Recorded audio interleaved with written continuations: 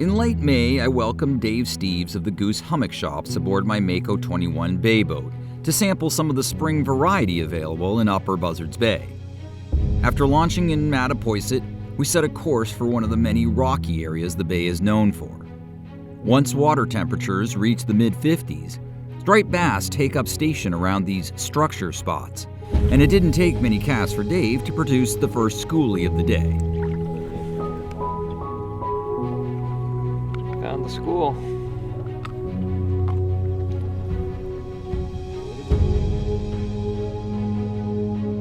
Our next stop was a small cove where I've often found stripers and blues patrolling the open shallows. At this time of year, the fish gather on sand and mudflats to feed or simply warm themselves, and it's possible to see them finning or tailing on the surface on calm days.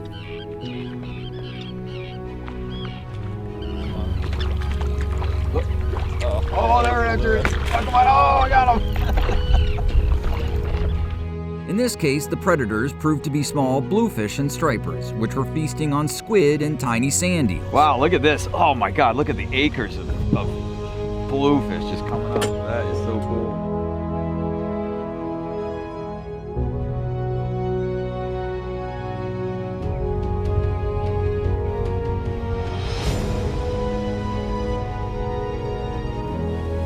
The blues were a lot of fun, but we had bigger fish in our sights, so it was time to move on to the next spot.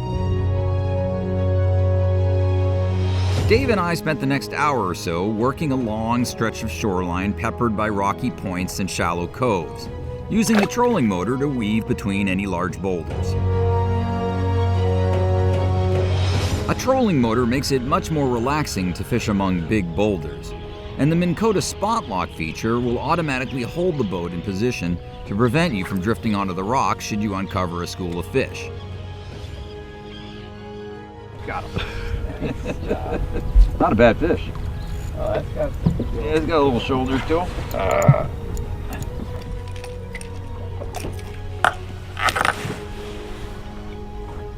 Healthy.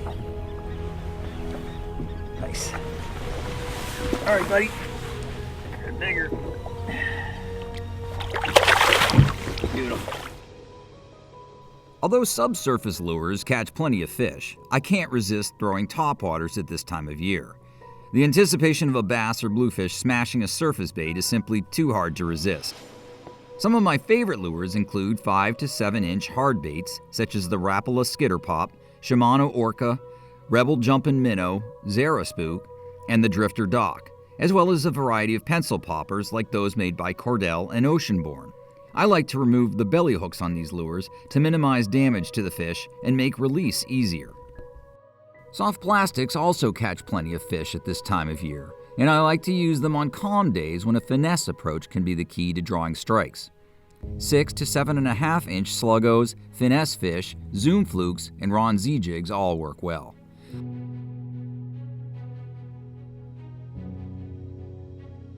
Spring is also prime time to use fly gear, as Dave proved once we discovered an area where the fish were thick. A 9-weight outfit rigged with intermediate or full sinking line will usually do the job. Productive flies include white squid patterns, large deceivers, clousers, and mushies.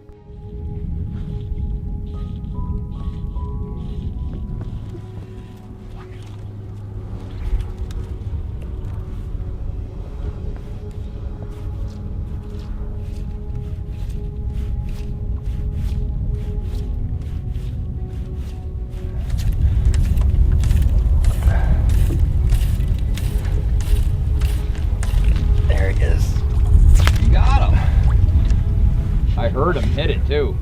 Oh, he inhaled it. Oh yeah! Right.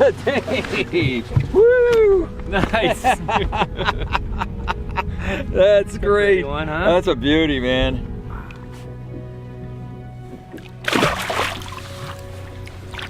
All right, go, buddy. Woohoo! Good job. While Dave fished flies, I stuck with topwaters and was eventually rewarded with a bass in the 15-pound range. A fish of that size puts up a great fight on light tackle. Got him. Good one. Good fish right here. All right.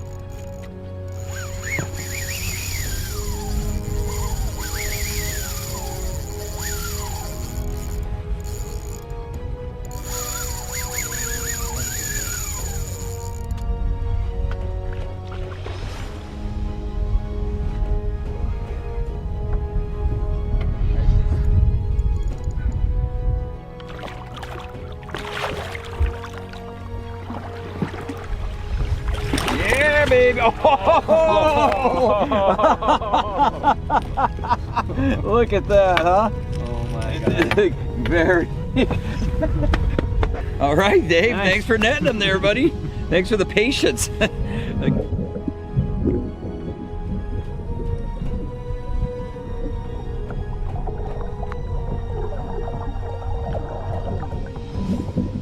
As slack tide approached and the current ebbed, so did the action. So we decided to switch gears and target another popular early season species. Black sea bass migrate into Buzzards Bay in May to spawn, and it's easy to catch them in 20 to 30 feet of water through June. These fish are tons of fun on light gear and great for kids to catch, as the action is usually non-stop. To top it off, sea bass are delicious. Holy catfish. These are nice. With some sea bass on ice and a few nice stripers under our belts, it was time to return to the ramp and put a wrap on what was a terrific spring day of fishing in Buzzards Bay.